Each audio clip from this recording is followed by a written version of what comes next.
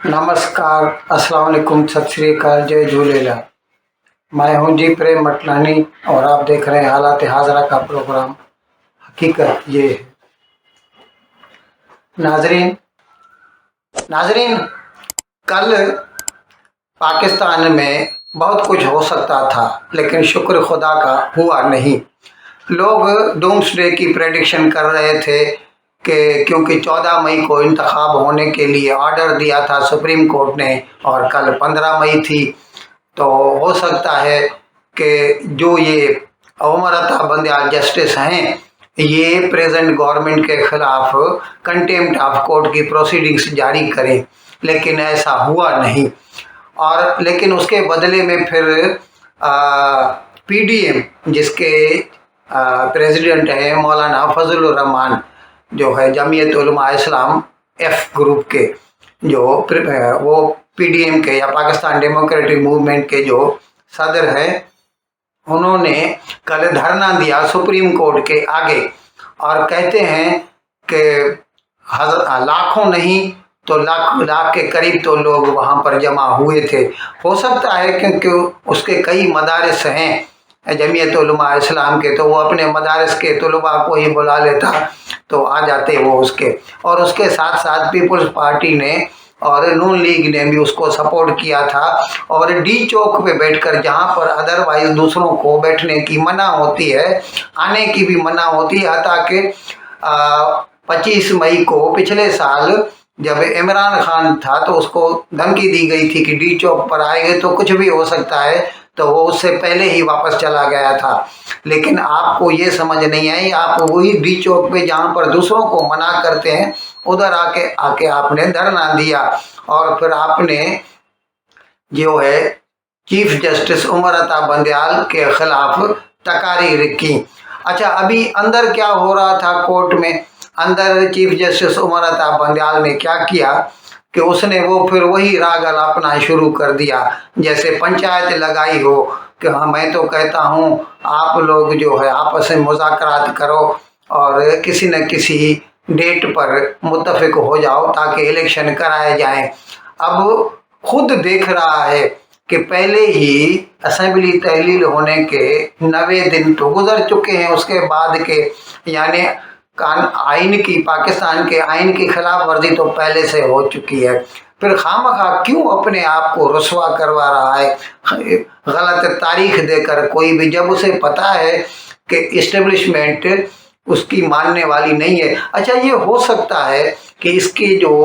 इसका जो नरम रवैया था उसकी वजह वो एस्टेब्लिशमेंट की तरफ से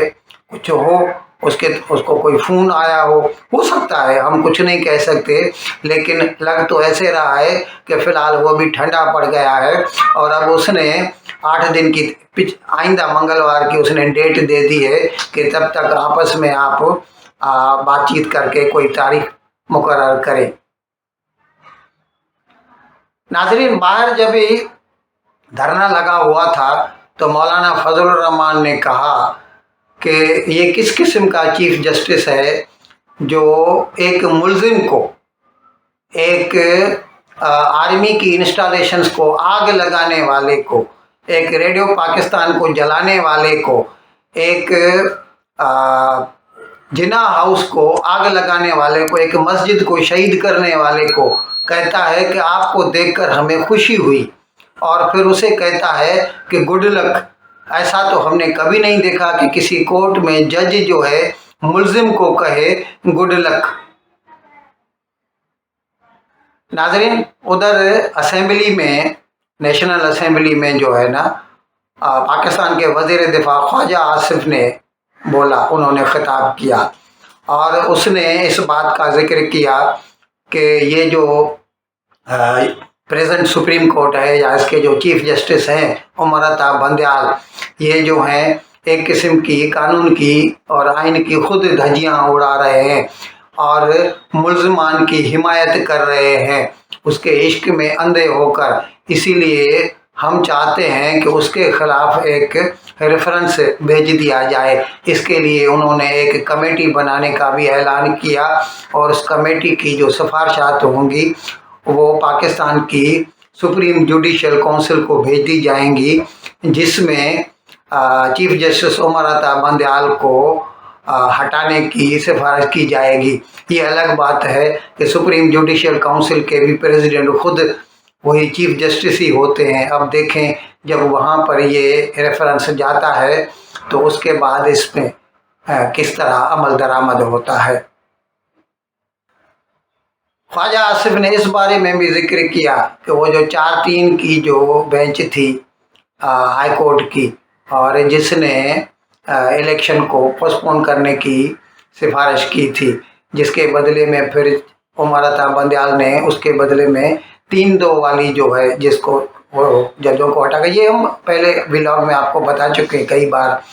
तो उसके वो माना था। और फिर वो जो तारीख दे दी गई थी कि 14 मई को इलेक्शन करवाया जाए, तो ख्वाजा आसिफ के कहने का था कि हम तो जो कोर्ट की जो पहली वाली रूलिंग थी हम उसी को सही समझते हैं, और फिर ये जो आप दूसरी के ऊपर डिपेंड करके और आपने ये फैसला किया कि 14 मई को होना जाए, इलेक्शन करवाए जाए,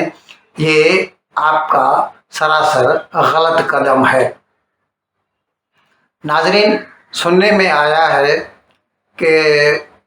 पाकिस्तान आर्मी ने ये फैसला किया है कि जिन लोगों ने मिलिट्री इंस्टॉलेशन को नुकसान पहुंचाया है, जैसे कि डॉक्टर यास्मीन राशिद ने लाहौर में जिना हाउस के ऊपर हमला करवाया, उसको आग लगा दी, मस्जिद को शहीद किया, और फिर जिन्होंने सरगोदा एयरबेस पे हमला किया, मियांवाली एयरबेस पे हमला किया, पेशावर में जो है वो रेडियो पाकिस्तान को नजर आतिश किया, इन लोगों के ऊपर अब जाहिर है उसके साथ साथ इमरान खान भी आ जाता है, क्योंकि ये सब उसकी ईमा पर किया गया। इनके ऊपर आर्मी एक्ट लगा दिया जाए और उनको कोर्ट मार्शल कर दिया जाए, लेकिन अभी इसका ऐलान नहीं हुआ। इस किस्म की चिमिंग यहाँ हो रही हैं। अब देखें 1-2 रोज़ में ये बात साफ हो जाएगी कि पाकिस्तान आर्मी इमरान खान को किस तरह ट्रीट कर रही है। इन अल्फाज के साथ मैं आज का प्रोग्राम ख़त्म करने की इजाज़त चाहता हूँ, लेकिन विदाई लेने से पहले एक मरतबा फिर